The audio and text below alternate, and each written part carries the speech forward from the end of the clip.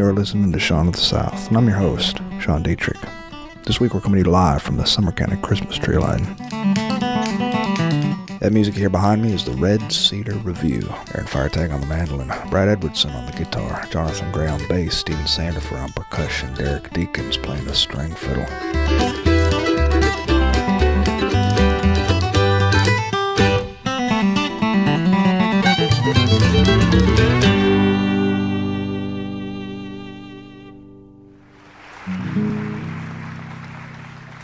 Twas the night before Christmas, when all through the house not a creature was stirring, not even a mouse. The stockings were hung by the chimney with care, in hopes that Nick Saban would soon be there. The children were all nestled snug in their beds while visions of the Alabama-Auburn game replayed in their heads. And Mom on her Facebook and I on my phone had just settled down into a bed of our own, when out on the lawn there arose such a clatter. I sprang from my bed to see what was the matter. Away to the window I flew like a flash, tore open the shutters, threw open the sash. The moon on the breast of the new-fallen snow gave a luster of midday to objects below, when what to my wandering eyes should appear but a miniature sleigh pulled by Alabama's best starting quarterback in the history of mankind, Jalen Hurts. With a little old driver, so lively and quick, I knew in a moment it must be Coach Nick.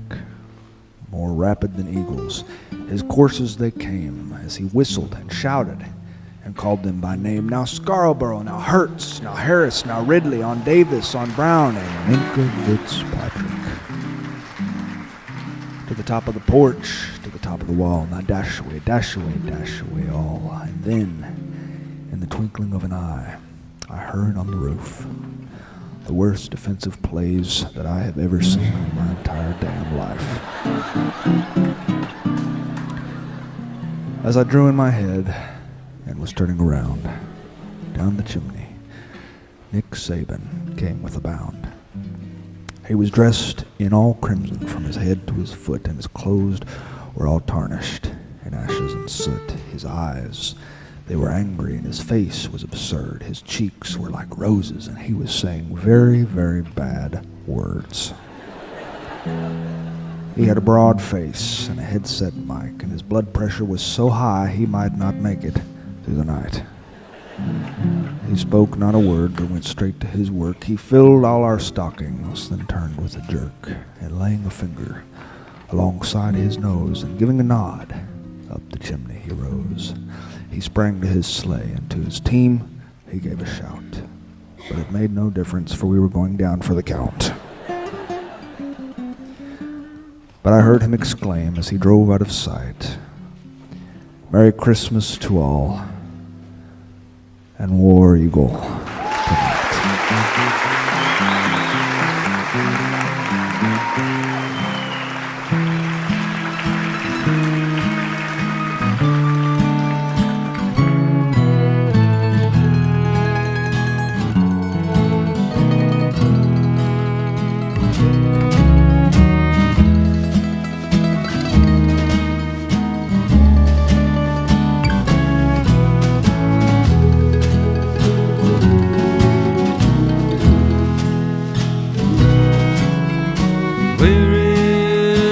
Ticket, where is the train? It should be here and gone by now.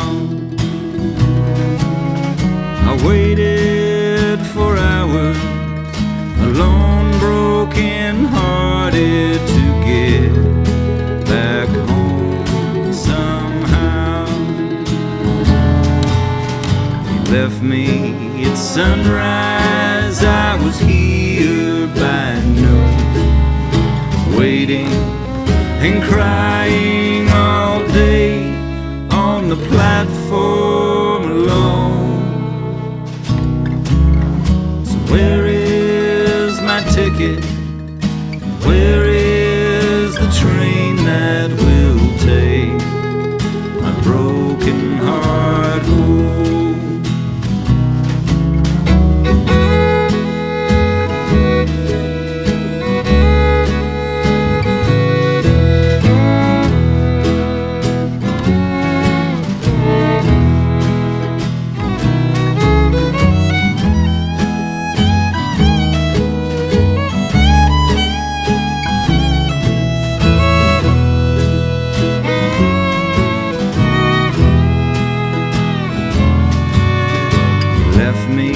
it's sunrise. I was here by noon, waiting and crying all day on the platform alone. So where is my ticket? Where is the train that will take my broken heart home? The train that will take my broken heart home.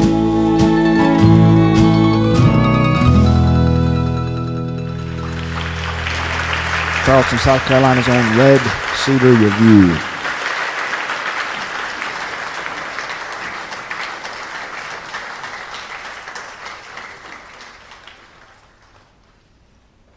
It was Christmas, and the town came alive for Christmas. I can't be positive, but if you ask me, I believe that long ago, every leader and every mayor and every governor of every town got together and decided to decorate their towns the exact same way for Christmas. I think this because every small town USA seems to decorate their town the same way.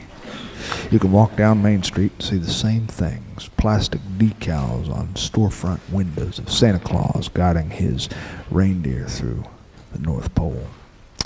You can see the decals which read, "Joy to the world," or "Peace on earth," and "Goodwill to men." And of course, the tinny wreaths which hang on the streetlights, and the wooden Santa Claus, life-size, which is strung over Main Street with the steel cable. Our Santa Claus was a sight to see. He'd seen better days. Rudolph had missing antlers and missing hooves, and for his nose, a baseball which had been painted red. It was unnaturally large for Rudolph's face. He looked like he'd sniffed around a beehive. Santa Claus himself was no day at the beach. His left hand was extended in a wave, a greeting toward passerbyers, except vandals had removed all of his fingers except for the middle finger.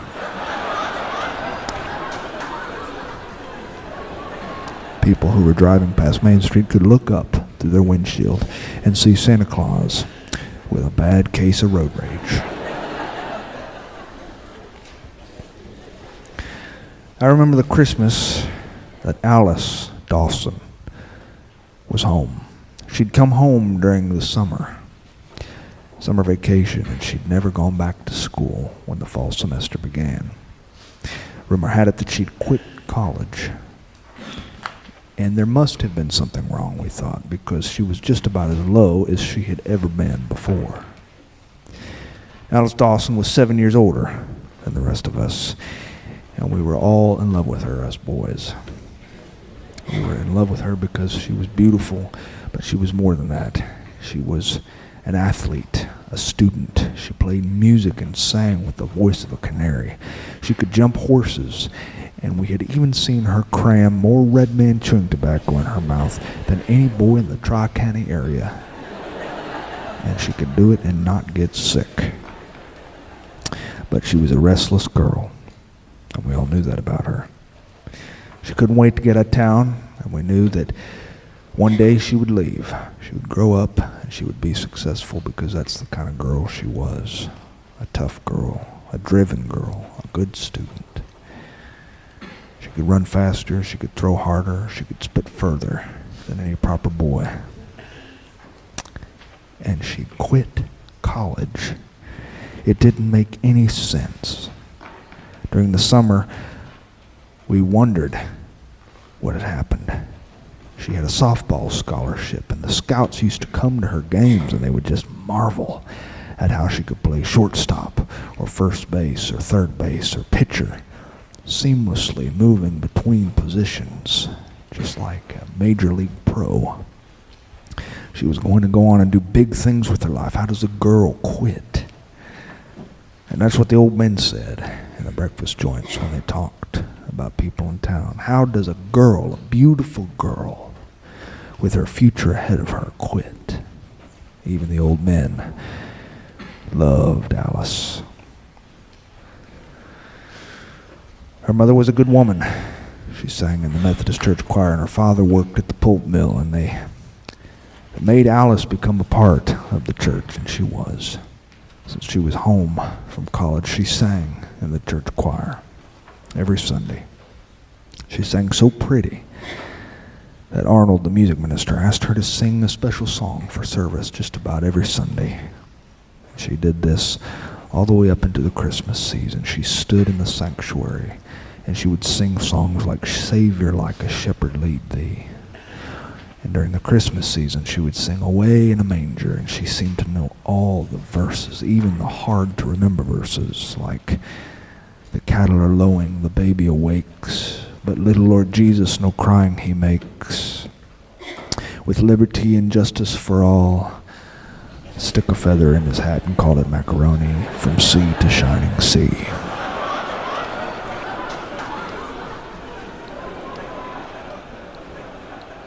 She was an umpire for our Little League baseball games. And us boys had a hard time focusing on the game because she was there, standing over us during each at-bat. Chad, our catcher, could not concentrate whatsoever. He could not pay attention to the game because she was standing right over him. And Chad could smell her shampoo. Chad called a huddle, and he said, guys, do I stink? No, Billy, our pitcher, said. Now let's get back to the game. But I don't want to stink, guys. I don't want to stink, said Chad. You baby, we're in the middle of a baseball game. And then Alice called things back to order by clapping her hands and telling us to get on the ball. In the next game, Chad showed up wearing so much damn cologne he aggravated Zachary's asthma in the dugout. People said she didn't seem like herself. We wondered what was wrong with her. She'd been quiet since she came home. She didn't spend time with any girlfriends, and you could ride past her home every day just around the afternoon, and you could see the light to her room would be on, and you knew she was back there. She just didn't seem as social as she'd once been, but by Christmas the truth had come out. Because that's how it works in small communities. The truth can't stay buried for long. People see you. They see you, and they're watching. A bump began to show in Alice's midsection. The first one to really take note of this was Nadine Turtlemeyer. She made a remark to Alice in the church lobby after things were settling down.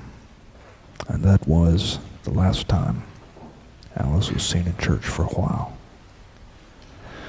Her belly got so big that she was walking like a duck with her feet splayed outward. And when people saw her around town, they realized she hadn't gone back to college because of a baby. She really came out of that house, not even during the Christmas season. She was afraid they would talk about her. She was afraid she'd be the butt end of every joke. It was 2 weeks before Christmas that Arnold, the Methodist music minister, got sick. He got bronchitis, a bad chest infection, which had landed him in the 5-room hospital. The first call he made was to Alice. He asked her if she would lead the singing at the Methodist church for Sunday. She said, "Oh no, I just don't think I could." He said, "Alice, please, we have nobody else." And in fact, that was true. They had nobody else who could sing with the same fervor that Alice sang. Her voice truly was a gift. He offered to pay her $100. She agreed. She showed up early that Sunday morning. She had her songs memorized, and she stood before the Methodist congregation with that large round belly, and she sang. She sang Christmas songs. She did this 2 weeks in a row. She sang a total of 6 Christmas hymns each service, and people remarked they had never heard a more lovely voice. Our catcher, Chad, attended service for the very first time in his life.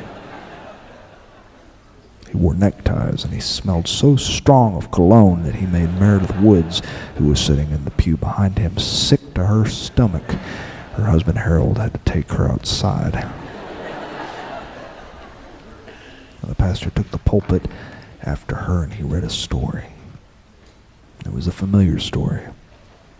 A story about a pregnant 14-year-old in the book of Matthew. You might have heard it. They were riding into a town, she and her husband. She had a baby inside her that nobody knew where it had come from.